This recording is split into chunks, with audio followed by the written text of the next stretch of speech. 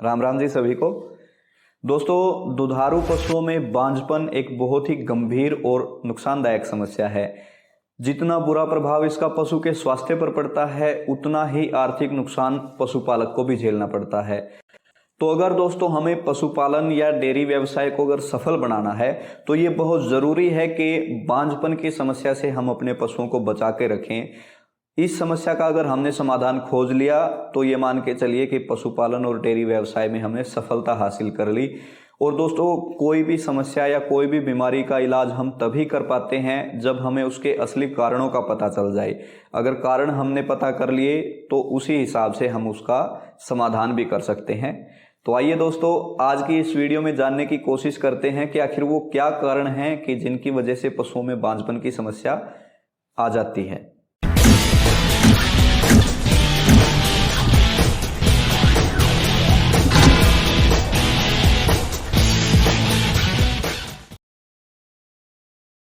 दोस्तों, बांझपन की समस्या का सबसे बड़ा कारण जो हमने फील्ड में एक्सपीरियंस किया है वो ये कि ब्याने के बाद पशु बहुत लंबे समय तक हीट में ही नहीं आता। ऐसे बहुत सारे पशुपालक हमारे पास हॉस्पिटल में आते हैं कि सर, भैंस को ब्याए हुए 6 महीने हो गए, किसी को 8 महीने हो गए, लेकिन अभी तक जो है पशु हीट में ही नहीं आया है। और दोस्तों, जब तक पशु हीट में नहीं आएगा, क्योंकि कृत्रिम गर्भाधान या फिर नेचुरल मैटिंग, अगर सांड से आप उसकी मैटिंग करवाना चाहते हैं, यानी कि गर्भाधान उसका तभी संभव है जब वो पशु हीट में आया होगा। अगर हीट में ही नहीं आएगा तो उसका गर्भाधान भी नहीं हो सकता, और जब तक गर्भाधान नहीं होगा तब तक आगे प्रोडक्शन हम उस पशु से नहीं ले सकते। तो ये दोस्तों इसका सबसे बड़ा कारण देखने में आया है कि पशु हीट में ही नहीं आता। तो अब यहाँ पे प्रश्न ये उठता है कि पशु हीट में आता क्यों नहीं है। तो आज दोस्तों आपको 10 ऐसे मुख्य कारण बताने जा रहा हूँ कि जिनकी वजह से पशु हीट में नहीं आता। तो अगर ये दोस्तों वीडियो आपने पूरा सुन लिया, इसको अच्छे से समझ लिया, तो ये मान के चलिए कि बांझपन की समस्या से आपने छुटकारा पा लिया। तो दोस्तों, बात करें कि पशु के हीट में न आने का सबसे पहला कारण जो है वो है पौष्टिक आहार में कमी। क्योंकि दोस्तों अगर पोषण में कमी होगी तो उससे क्या होगा कि जो जरूरी हार्मोन्स जो होते हैं वो पर्याप्त मात्रा में नहीं बन पाते पशु के शरीर में, जो हीट के लिए जरूरी होते हैं वो हार्मोन्स कमी रह जाती है पशु के शरीर में, उसकी वजह से पशु हीट में नहीं आ पाता है। दूसरा, अगर बात करें दोस्तों विटामिन की कमी, पशु की फर्टिलिटी पर विटामिन ए का सबसे ज़्यादा प्रभाव रहता है। अगर विटामिन ए की कमी पशु के शरीर में हो जाती है तो वहाँ पर अबॉर्शन या फिर कमज़ोर या मृत फीटस पैदा होता है। और ऐसा देखने में आता है कि ज़्यादातर जो पशु सिर्फ सूखा चारा खाते हैं उन पशुओं में विटामिन ए की ज़्यादा कमी रहती है, हरा चारा जिन पशुओं को नहीं मिलता। इसके अलावा दोस्तों विटामिन बी, विटामिन डी और विटामिन ई, ये सारे विटामिन भी पशु की फर्टिलिटी को मेंटेन करने के लिए बहुत ज़्यादा ज़रूरी होते हैं। तीसरा, अगर बात करें दोस्तों मिनरल्स यानी कि खनिज लवण की कमी, इसमें दोस्तों फास्फोरस और कॉपर की कमी का सबसे ज़्यादा प्रभाव पड़ता है पशु की फर्टिलिटी पर। फास्फोरस की कमी जिस पशु में होती है दोस्तों, वो प्यूबर्टी बहुत देरी से प्राप्त करता है। प्यूबर्टी यानी कि वो एज जिसमें पशु पहली बार गर्भ धारण करने लायक हो जाता है, उस एज को प्यूबर्टी एज बोलते हैं।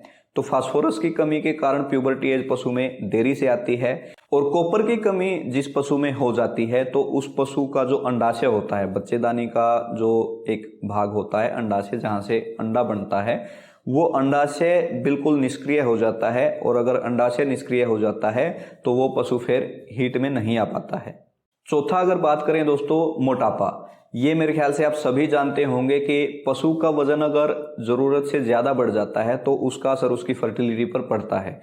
कई पशुपालक साथी क्या करते हैं कि झोटी को जल्दी तैयार करने के चक्कर में या फिर दूध से फैट अधिक लेने के चक्कर में पशु को जो है डेली उसके आहार में, उसके दाने में कई गुना बढ़ाकर उसको फैट देना शुरू कर देते हैं। जैसे तेल है या फिर वनस्पति घी है, ये इस टाइप की चीज़ें उसको बढ़ाकर देना शुरू कर देते हैं डेली रूटीन में।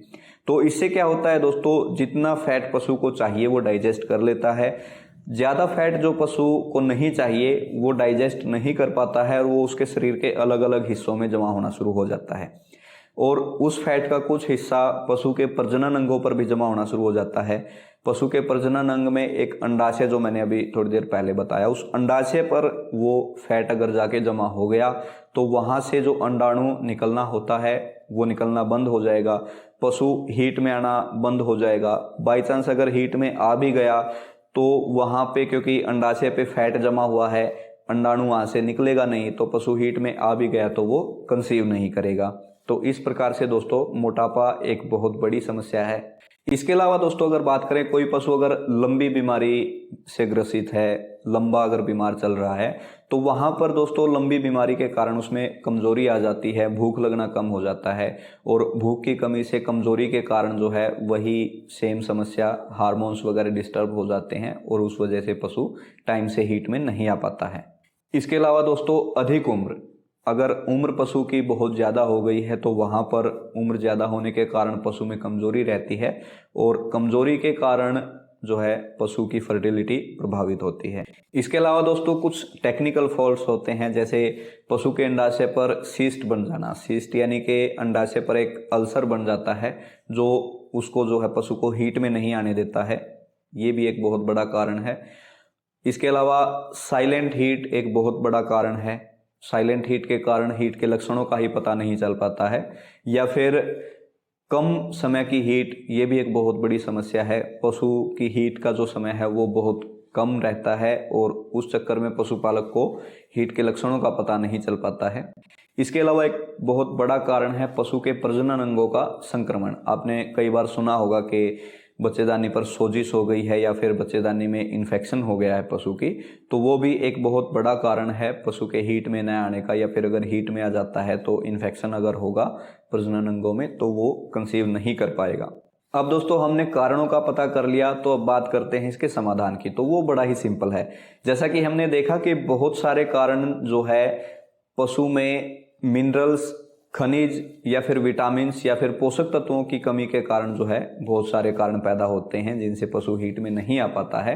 तो इसका सीधा सिंपल सा उपाय ये है कि पशु के आहार में अगर हम मिनरल मिक्सचर रूटीन में ऐड कर देते हैं तो वहाँ पे, क्योंकि मिनरल मिक्सचर में ये सारी चीज़ें होती हैं, उसमें सारे खनिज लवण होते हैं, सभी पोषक तत्व उसमें पर्याप्त मात्रा में होते हैं, सभी प्रकार के विटामिन्स भी उसमें पर्याप्त मात्रा में होते हैं। तो अगर किसी अच्छी कंपनी का अच्छा मिनरल मिक्सचर अगर आप पशु की डाइट में अगर रूटीन में शामिल कर देते हैं तो ये सभी जो समस्याएं हैं, पोषक तत्वों की कमी, विटामिन्स की कमी, ये इस टाइप की सभी समस्याएं जो हैं ये पशु से दूर रहेंगी और पशु जो है बांझपन की समस्या से बचा रहेगा।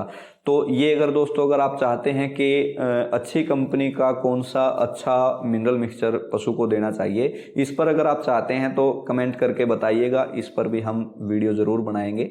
इसके अलावा दोस्तों अगर पशु के प्रजनन अंगों में संक्रमण है तो समय से उसकी जांच कराकर उसका इलाज करवा लेना चाहिए। यहाँ पर दोस्तों मैं आपको एक खास सलाह ये देना चाहूँगा कि पशु अगर आपका ब्याने के बाद 60 दिन तक अगर हीट में नहीं आता है तो उसको आपने ज़्यादा लेट नहीं करना है, 6-6, 7-7 महीने उसको इंतज़ार नहीं करना है, सिर्फ 60 दिन तक आपने इंतज़ार करना है। अगर 60 दिन के अंदर अंदर अगर आपका पशु हीट में नहीं आता है तो आपने पशु चिकित्सक से उसकी जांच जरूर करवा लेनी है दोस्तों। इसके अलावा दोस्तों पशु के चारे में वसा, प्रोटीन, कार्बोहाइड्रेट्स, इस टाइप के जो पोषक तत्व हैं वो पर्याप्त मात्रा में, पर्याप्त अनुपात में शामिल होने चाहिए ताकि पशु में जो है कमजोरी ना आए या फिर पशु मोटापे की तरफ ना जाए। तो और हरा चारा जो है वो ज़रूर पशु के चारे में शामिल होना चाहिए। खाली सूखा चारा अगर पशु को देंगे तो वहाँ पर भी समस्या होगी, तो हरा चारा पशु के चारे में आपने ज़रूर शामिल करके रखना है। तो इस टाइप से दोस्तों अगर हम पशु के खान पान का, पशु के रख रखाव का अगर ध्यान रखेंगे तो पशु को हम बांझपन की समस्या से बचा सकते हैं। तो दोस्तों उम्मीद है जानकारी से आपको लाभ ज़रूर होगा, और जानकारी अगर दोस्तों आपको अच्छी लगी तो वीडियो को लाइक ज़रूर कर देना और शेयर भी कर देना ताकि दूसरे लोग भी जानकारी का लाभ ले सकें। और दोस्तों अगर आप चैनल पर नए आए हैं तो चैनल को सब्सक्राइब जरूर कर लीजिए, क्योंकि चैनल पर हम हमेशा पशुपालन संबंधी जानकारियाँ लाते रहते हैं। पशुपालन विभाग की जो सरकारी योजनाएं होती हैं उसकी भी जानकारी आपको चैनल पर हमेशा हम देते रहते हैं। पशुपालन विभाग की जो फिलहाल योजनाएं चली हुई हैं डेयरी लोन वगैरह की, उसकी जानकारी आप चैनल पर ले सकते हैं। वीडियोस हमने डाली हुई हैं, डिस्क्रिप्शन में आपको लिंक मिल जाएगा, वहां से जाके आप डेयरी लोन या PKCC की वीडियो जो भी आप देखना चाहें देख सकते हैं। तो आज की वीडियो में दोस्तों इतना ही। मिलते हैं अगली वीडियो में, तब तक के लिए राम राम।